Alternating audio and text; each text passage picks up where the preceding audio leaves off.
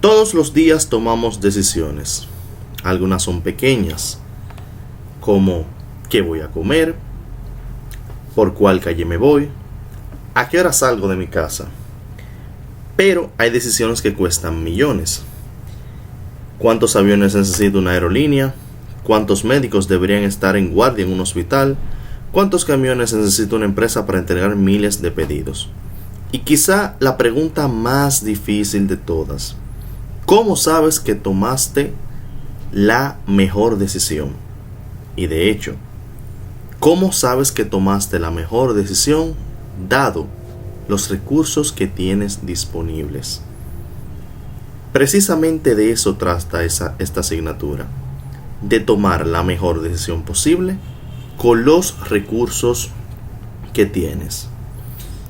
Y nos enfrentamos al problema de decidir.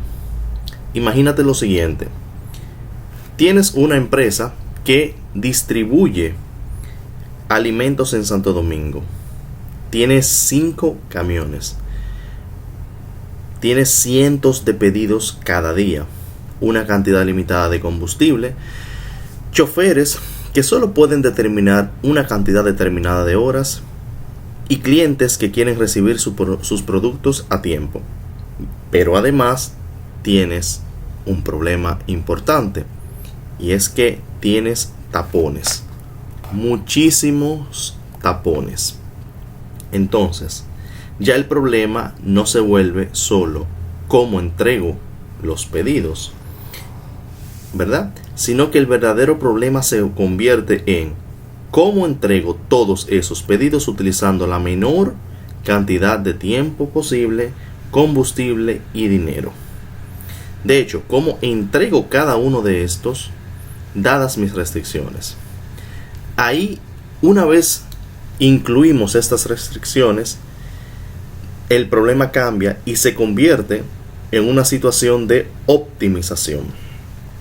Ese pequeño cambio de perspectiva de tomar una decisión a tomar la decisión óptima es el corazón y la razón de ser de la investigación de operaciones. Por eso hay una palabra que tenemos que tener siempre en cuenta y que vamos a repetir muchísimo en este curso, que es el término optimizar.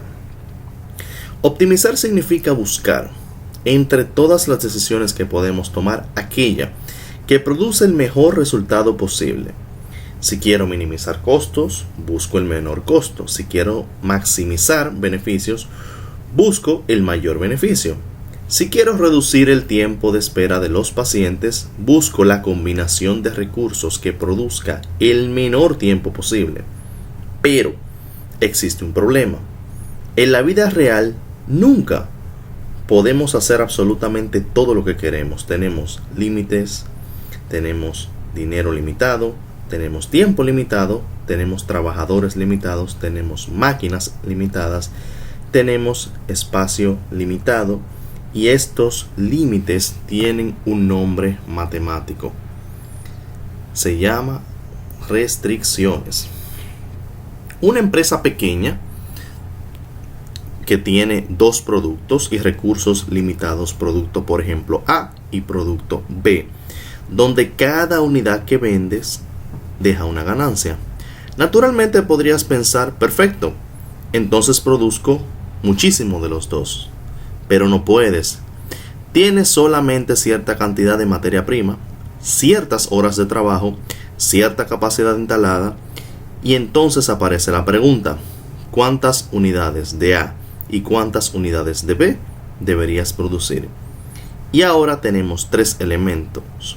Primero, una decisión. ¿Cuánto producir?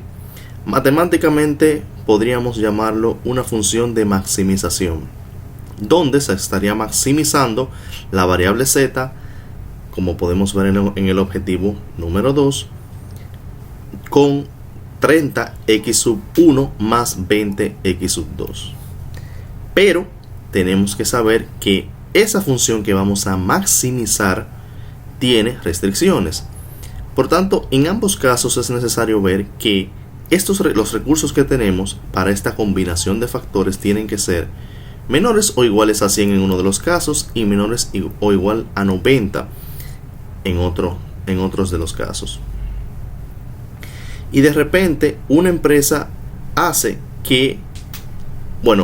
una decisión que hace poco parecía bastante sencilla, ya que es un negocio produciendo simplemente dos bienes, se convierte en una ecuación matemática.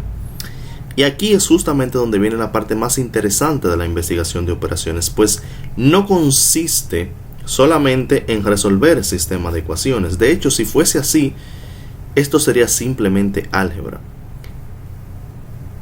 La parte más difícil ocurre antes de hacer los cálculos, o sea, de resolver el sistema de ecuaciones. Porque quien tiene que mirar la realidad y decidir, tiene que hacerse la pregunta: primero, ¿qué estamos maximizando? ¿Qué estamos tratando de minimizar? ¿Cuáles son realmente nuestras restricciones? ¿Qué decisiones están bajo nuestro control? ¿Qué cosas no podemos controlar? Precisamente a esto se le llama modelar. Y modelar significa crear una representación simplificada de la realidad, lo suficientemente buena como para ayudarnos a tomar una decisión. No intentamos meter toda la realidad dentro de una ecuación, sería imposible. Intentamos capturar aquello que importa para el problema que queremos resolver. El mapa no es el territorio. Un mapa de Santo Domingo no tiene todos los árboles, no tiene todas las personas, no tiene cada poste eléctrico, cada hoyo de la calle, y menos mal. Porque si tuviera cada uno de esos detalles, el mapa tendría el tamaño de la actual ciudad y ya dejaría de ser un mapa. Un modelo matemático es similar. El modelo no es la realidad, es una simplificación de la realidad diseñada para responder una pregunta. Y una de las habilidades más importantes que quisiera que desarrollen durante esta clase es precisamente esta: aprender a describir qué debe estar dentro del modelo y qué puede quedarse fuera. ¿De dónde salió todo esto? Y curiosamente, esta disciplina nació en gran medida porque había decisiones demasiado importantes como para resolverlas simplemente con intuición.